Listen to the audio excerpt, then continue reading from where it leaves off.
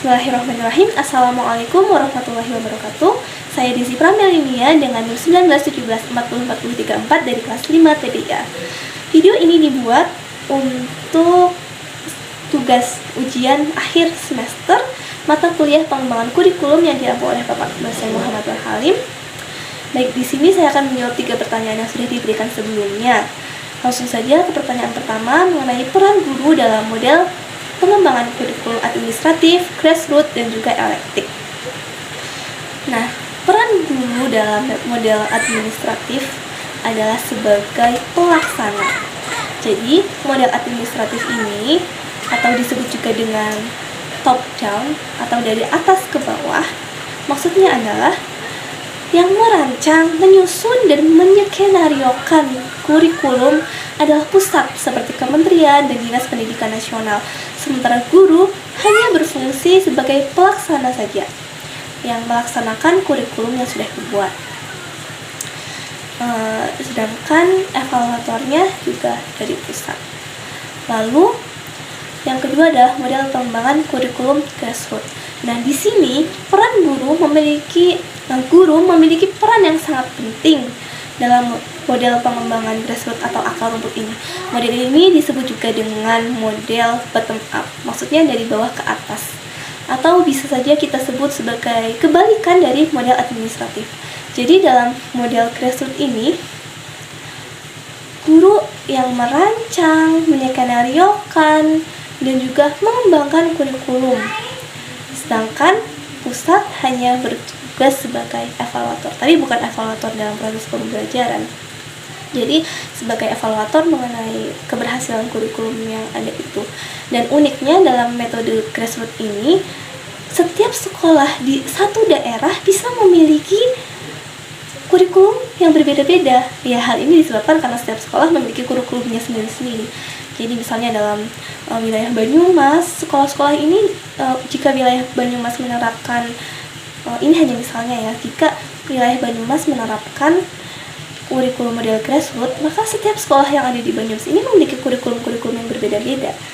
Jadi akan ada banyak sekali kurikulum yang bermacam-macam yang disusun oleh setiap guru yang ada di sekolah tersebut, di setiap sekolah yang ada di daerah tersebut maksudnya. Lalu berikutnya adalah model pengembangan kurikulum elektik atau campuran. Nah, dalam model ini, model-model seperti administratif, lalu grassroots, ini bisa dipadukan jadi satu. Dan fungsi guru ya bisa bermacam-macam tentunya. Guru bisa menjadi evaluator sekaligus perancang dalam kurikulum. Ataupun jika tidak menjadi perancang, guru memiliki andil dalam mengembangkan kurikulum. Contohnya dalam kata SP, di mana lebih cenderung ke bottom up, akan tetapi pusat juga ikut memantau, mengevaluasi. Lalu dalam model pengembangan kurikulum 2013 misalnya, yang cenderung kepada administratif, tapi juga guru memiliki andil dalam pembuatan RPP. Jadi dalam model elektik seperti yang diimplementasikan di Indonesia, model-model pengembangan kurikulum yang sudah ada bisa dipadukan. Lalu pertanyaan kedua adalah mengenai kurikulum Merdeka Belajar. Apa sih kurikulum Merdeka Belajar itu? Apa urgensinya dan apa kelemahan dan kelebihannya?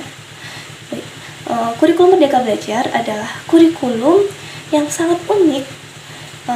Disebut juga dengan kurikulum kampus merdeka. Kenapa kurikulum kampus merdeka? Karena yang bisa menerapkan ini baru dari jenjang perguruan tinggi saja. Meskipun kurikulum ini sudah dirumuskan untuk setiap jenjang pendidikan yang ada, tapi baru mahasiswa yang dianggap mampu untuk melaksanakan kurikulum ini. Jadi kurikulum kampus merdeka atau kurikulum Merdeka Belajar ini, mahasiswa diberi kesempatan untuk mengambil 3 semesternya di luar program studi mereka. Jadi mereka bisa mengambil jenjang studi lain, jenjang studi di luar program studi yang diambil begitu.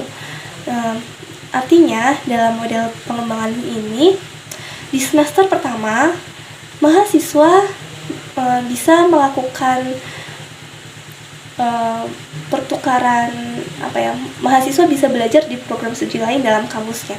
Contohnya misalnya saya saya adalah seorang mahasiswa TBI di kampus UIN Saifuddin Zuhri. Nah, jika saya mengambil kurikulum kampus belajar ini, saya bisa dalam satu semester ini mengambil program studi dari jurusan lain, misal saja bimbingan dan konseling begitu.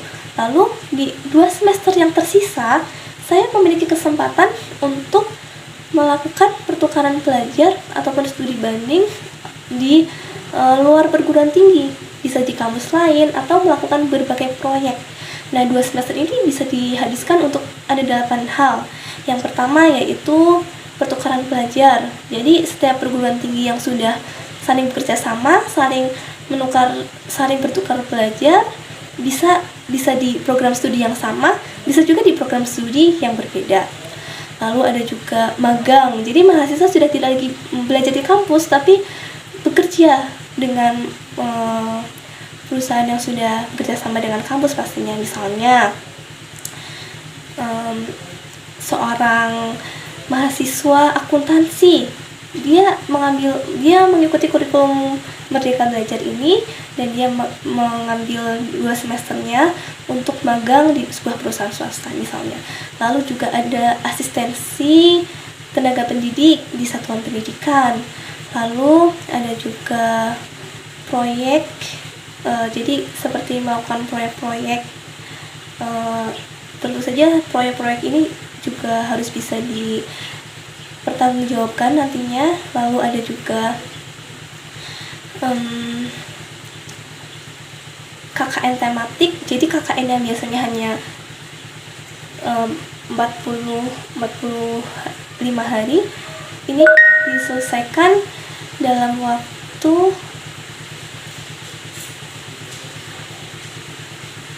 2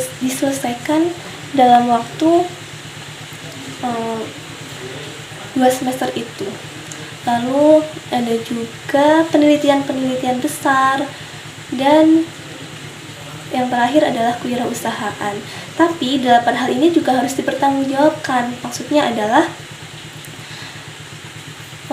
mahasiswa harus mendapatkan rekomendasi dari fakultas juga pastinya, dan mempertanggungjawabkan hasilnya ini, dan akan tetap terus dipantau oleh pihak fakultas.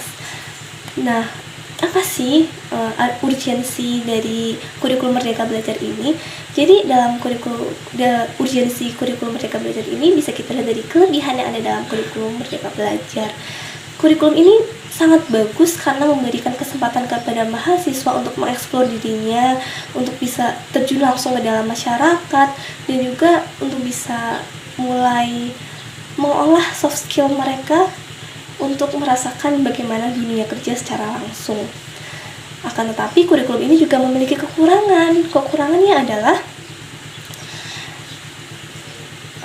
kurikulum ini belum terstruktur dan terancang dengan baik, dan sumber daya yang ada pun masih belum mendukung untuk melaksanakan kurikulum ini.